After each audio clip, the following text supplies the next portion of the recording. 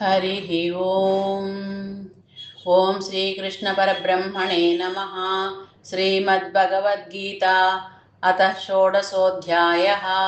दैवासुरसम्पद्विभागयोगः। श्रीभगवानुवाच अभयं सत्त्वसंशुद्धिः ज्ञानयोगव्यवस्थितिः दानं दमश्च यज्ञश्च स्वाध्यायस्तप आर्जवम् अहिंसा सत्यमक्रोधः त्यागशान्तिरपैशुनं दयाभूतेष्वलोलुप्त्वं मार्दवं ह्रीरचापलं तेजक्षमा धृतिशौचम् अद्रोहो नातिमानिता भवन्ति सम्पदं दैवीम् अभिजातस्य भारत दम्भो दर्पोऽभिमानश्च क्रोधः पारुष्यमेव च अज्ञानं चाभिजातस्य पादसम्पदमासुरीं दैवी सम्पद्विमोक्षाय निबन्धायासुरीमता मासु च सम्पदं दैवीम् अभिजातोऽसि पाण्डवा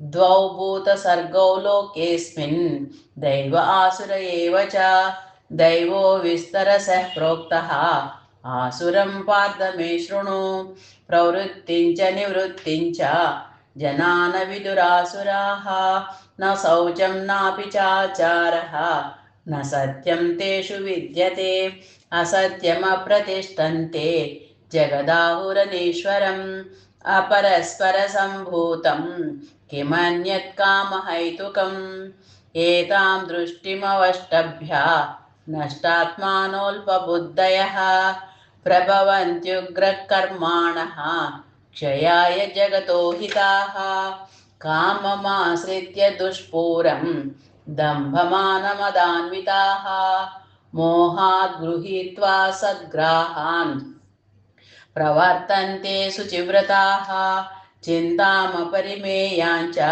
प्रलयान्तामुपाश्रिताः कामोपभोगपरमाः एतावदिति निश्चिताः आशापाशशतैर्बद्धाः कामक्रोधपरायणाः ईहन्ति कामभोगार्थम् अन्यायेनार्धसञ्चयान् इदमद्य मया लब्ध्वम् इमं प्राप्स्ये मनोरथम् इदमस्तीदमपि मे भविष्यति पुनरुत्थनम् असौ मया हतः शत्रुः हनिष्ये च परानपि ईश्वरोऽहमहं भोगी सिद्धोऽहं बलवान् सुखी आढ्योऽभिजनवानस्मि कोऽन्योऽस्ति सदृशो मया यक्ष्ये दास्यामि मोदिष्ये इत्यज्ञानविमोहिताः अनेकचित्तविभ्रान्ताः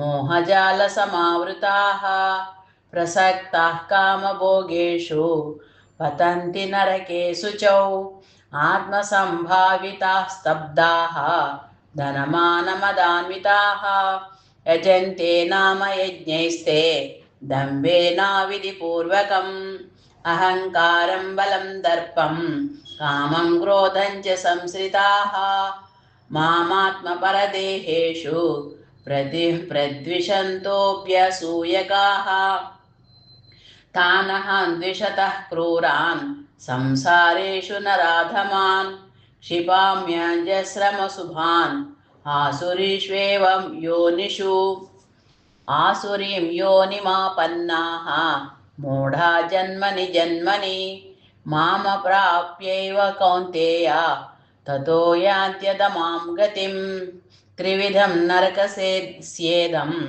द्वारं नाशनमात्मनः कामः क्रोधस्तथा लोभः तस्मादेतत्त्रयं त्यजेत् एतैर्विमुक्तः कौन्तेय तमोद्वारैस्त्रिभिर्नरः आचरत्यात्मनः श्रेयः ततो याति परां गतिं यशास्त्रविधिं मृत्युज्य वर्तते कामकारतः न स सिद्धिमवाप्नोति न सुखं न परां गतिं तस्माच्छास्त्रं प्रमाणं ते कार्याकार्यव्यवस्थितौ ज्ञात्वा शास्त्रविधानोक्तं कर्म कर्तुमिहार्हसि। ॐ तत्सत् इति श्रीमद्भगवद्गीतासु उपनिषत्सु ब्रह्मविद्यायां योगशास्त्रे श्रीकृष्णार्जुनसंवादे दैवासुरसम्पद्विभागयोगो नाम षोडशोऽध्यायः। हरिः ओम्।